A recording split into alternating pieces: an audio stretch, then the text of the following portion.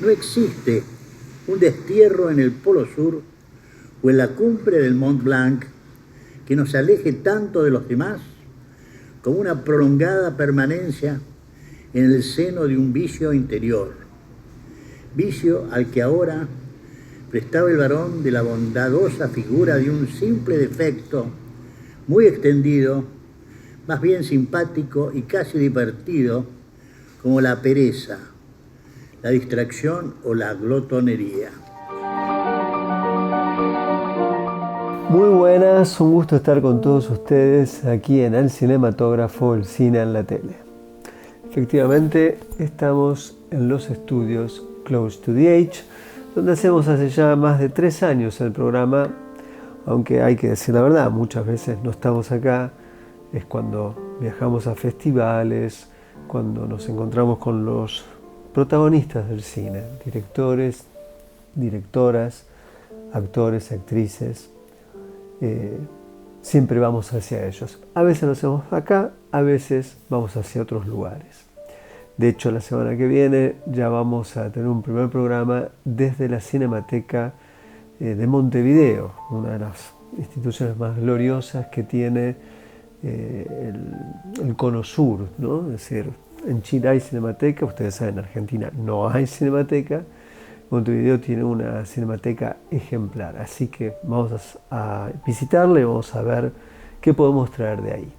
Pero el programa de hoy no es sobre cinematecas, no es sobre festivales, es sobre algunas películas, una que pasó por la ciudad de Córdoba, que se puede ver por ahí eventualmente, y otra que se estrenó también en la ciudad de Córdoba, se está viendo en algunas plataformas, es probable que vuelva a proyectarse en la ciudad.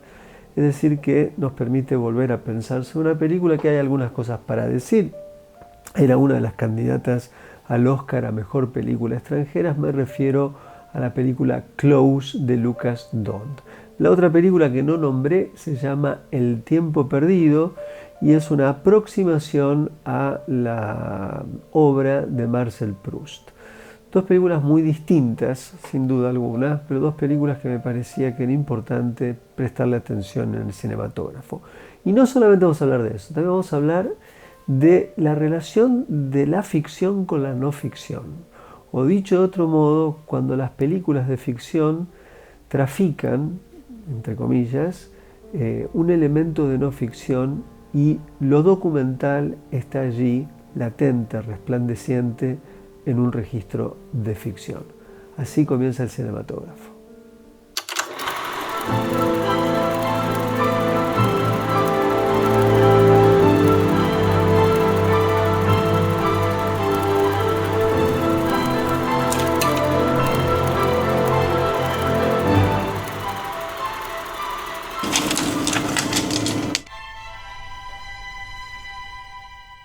Lucas Dont había arrancado en el Festival de Cannes, en la quincena de los realizadores, con una película titulada Girl. Le interesaba ahí, ya se podía ver con claridad, un interés por cierta zona de indeterminación de la identidad sexual. En ese caso se trataba de un retrato de una sexualidad no binaria. En este caso en particular, el punto de partida es otro. Se tratan de dos amigos preadolescentes, o ya, mejor dicho, más que preadolescentes, la primera adolescencia. Se ha salido de la preadolescencia y hasta allí se ha erigido una forma de relación entre estos dos muchachos. Las familias están cercanas, cobijan esa relación de estos dos muchachos, son como hermanos. Esta es un poco la lectura.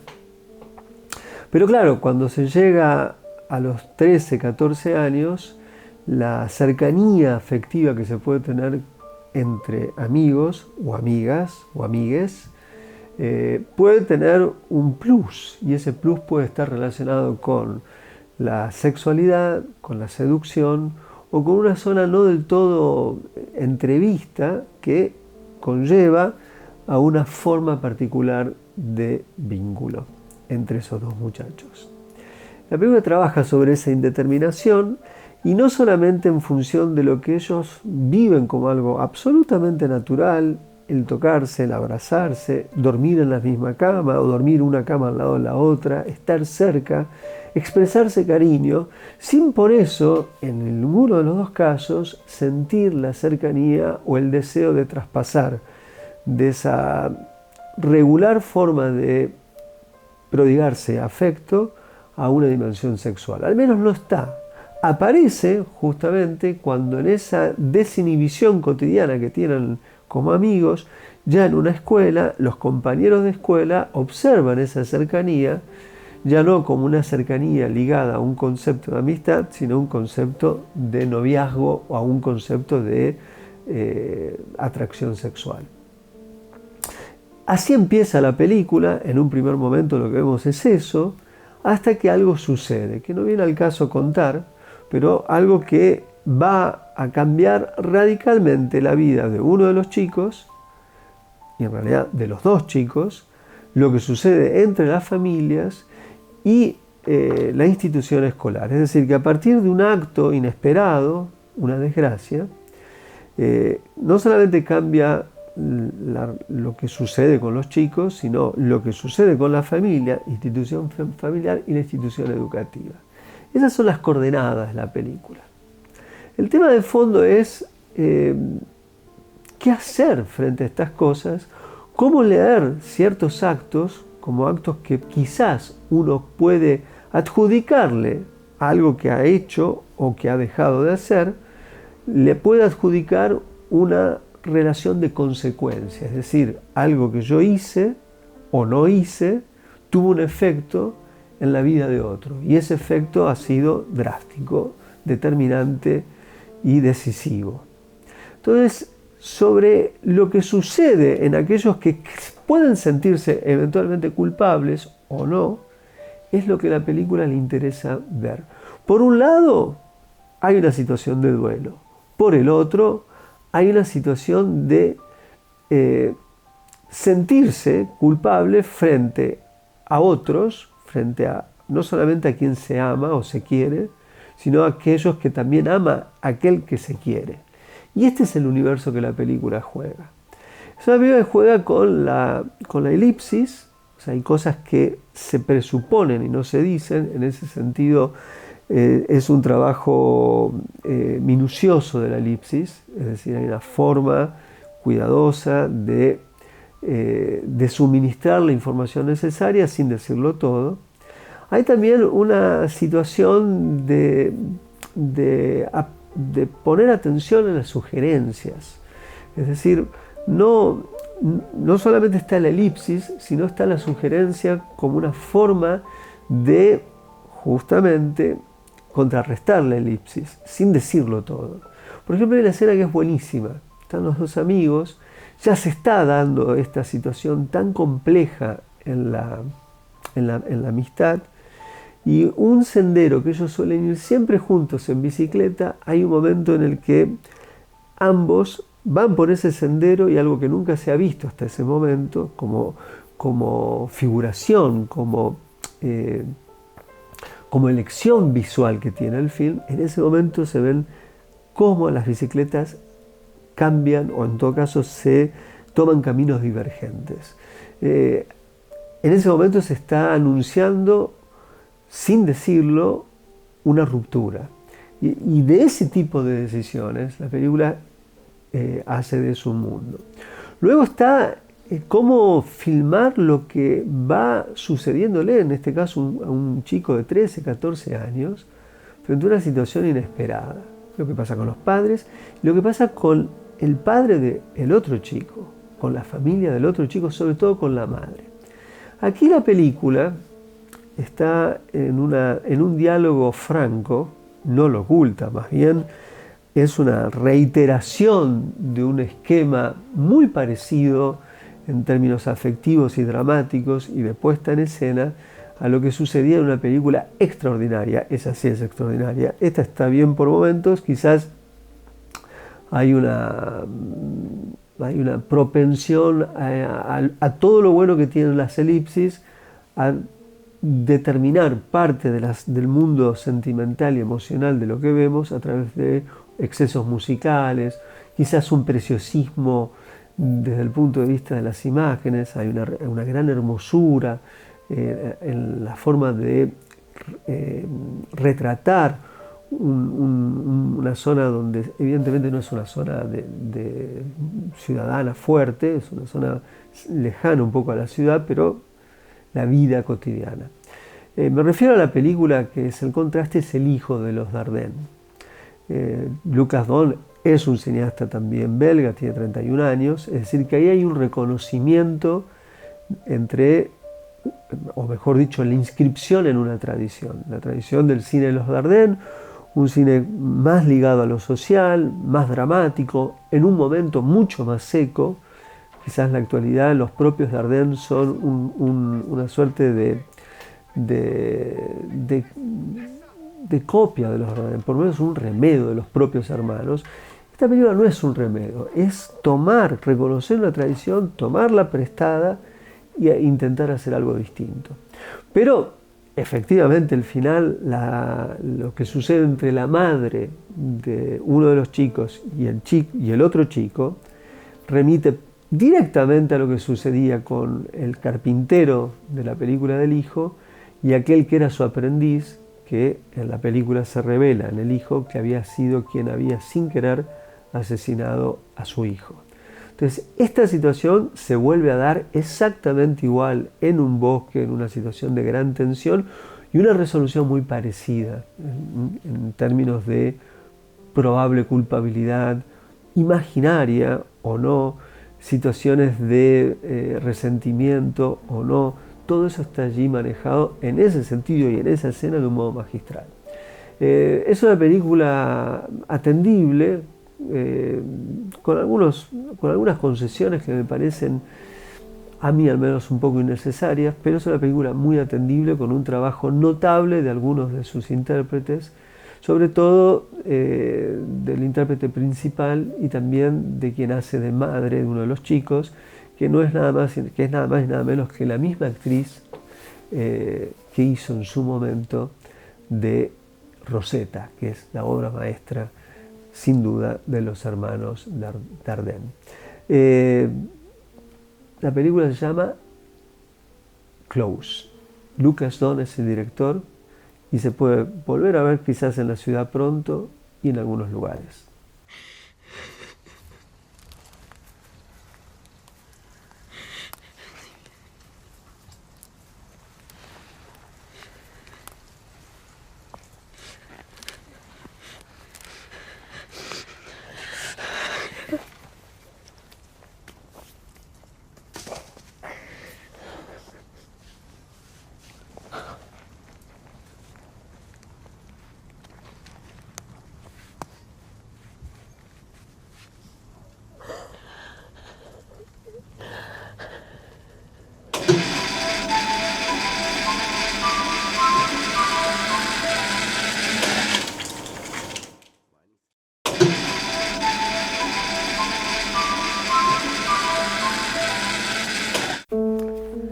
Por acá tengo en mis manos el primer tomo de Marcel Proust, Por el camino del Swan, en busca del tiempo perdido, ¿no? Obra extraordinaria y capital de la literatura de todos los tiempos. Ha habido muchos intentos de filmar a Proust, no muchos, algunos. Quizás el más feliz, el del gran Raúl Ruiz, que toma la última parte del libro, El tiempo recobrado. En este caso en particular, lo que hace María Álvarez, que había hecho previamente Las cinéfilas, después de esta película hizo otra, que es Las cercanas, tuvo la feliz idea de filmar a un grupo de lectores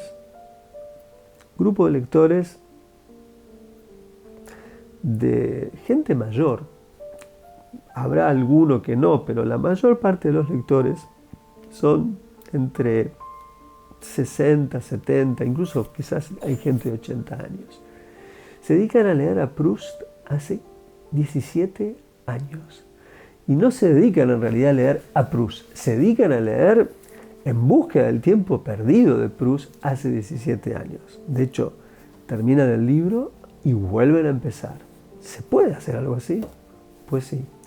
No es el único caso, está el caso, nosotros hemos hablado en algún momento de la Sociedad Joyciana, la extraordinaria película de Dora García, en la que ahí se encuentran a leer Ulises de James Joyce, otra obra capital de la literatura del siglo XX. Uno podría decir que está Joyce por un lado, Proust por el otro, Kafka sería el tercero, Borges sería el cuarto, habría otros escritores más, pero esos son escritores casi diría yo emblemáticos de un siglo. Lo que no es de este siglo, sino de muchos siglos atrás, es la tecnología del yo, tecnología de la intimidad, que conlleva leer. Leer implica un tiempo, implica no dispersarse, no perderse en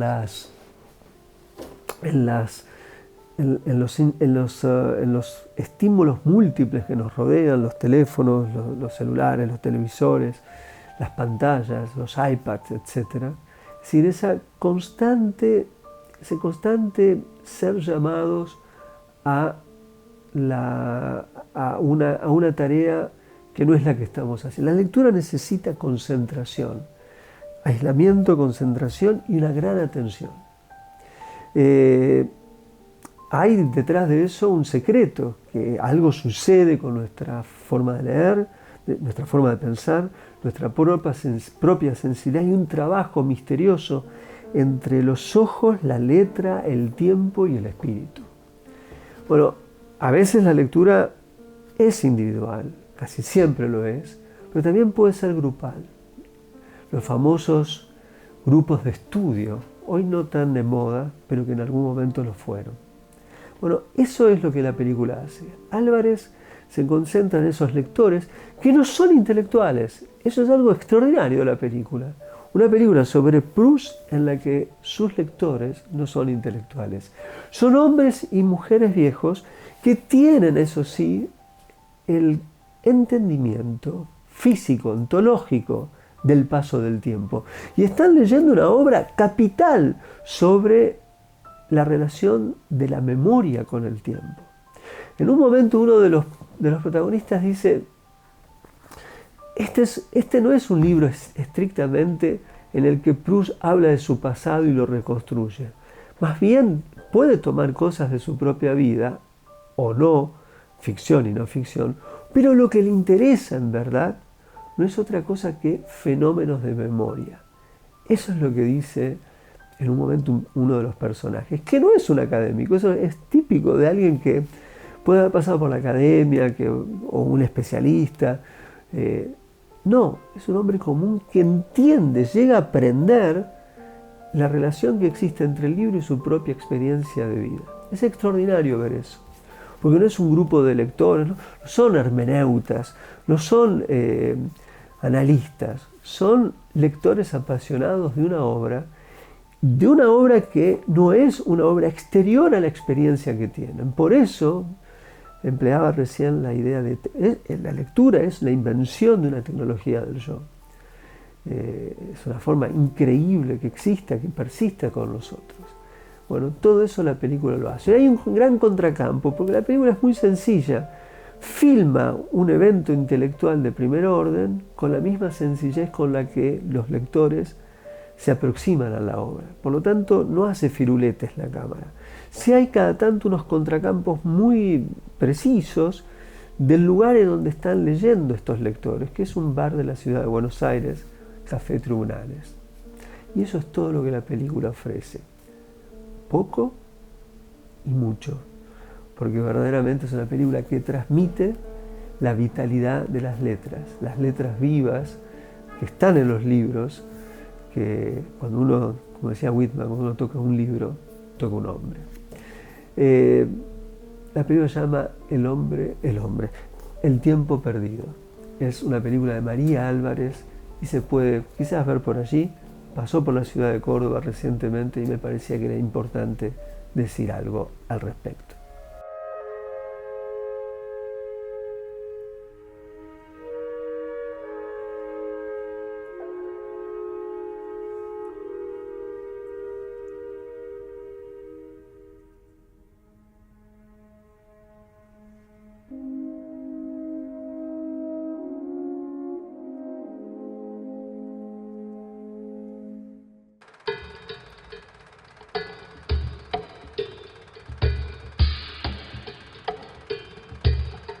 En Cosas de Cine lo que vamos a hacer es simplemente decir algo que permita ver a veces las películas bajo otra óptica.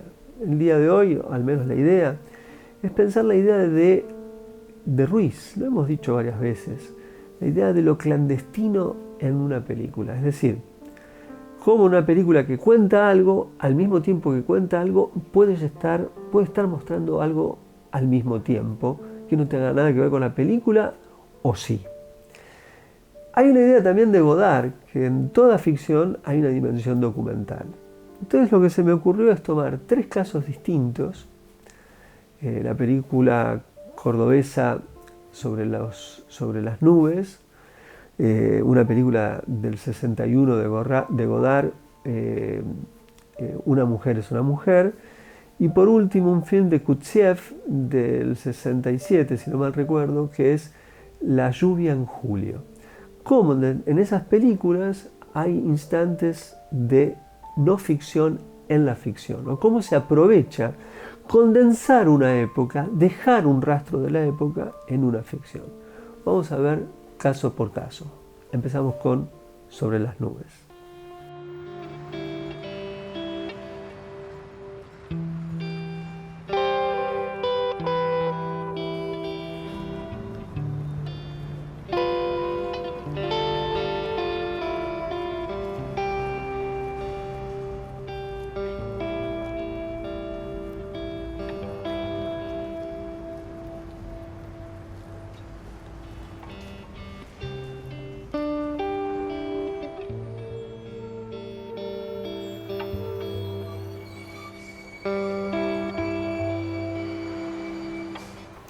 Vamos ahora con Una mujer es una mujer.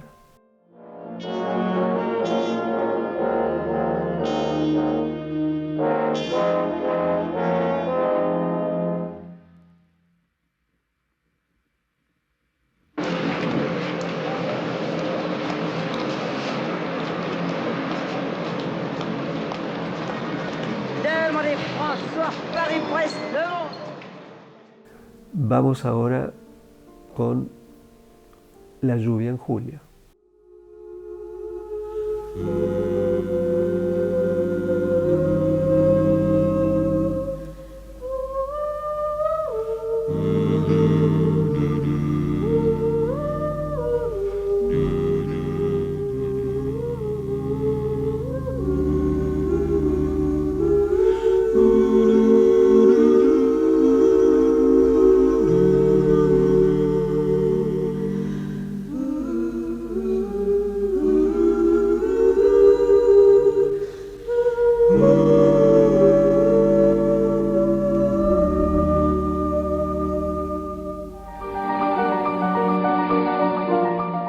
Y esto es todo por hoy, aquí en el Cinematógrafo. Nos vamos viendo una de las grandes películas sobre ciudades, del tiempo y la ciudad del gran Terence Davis.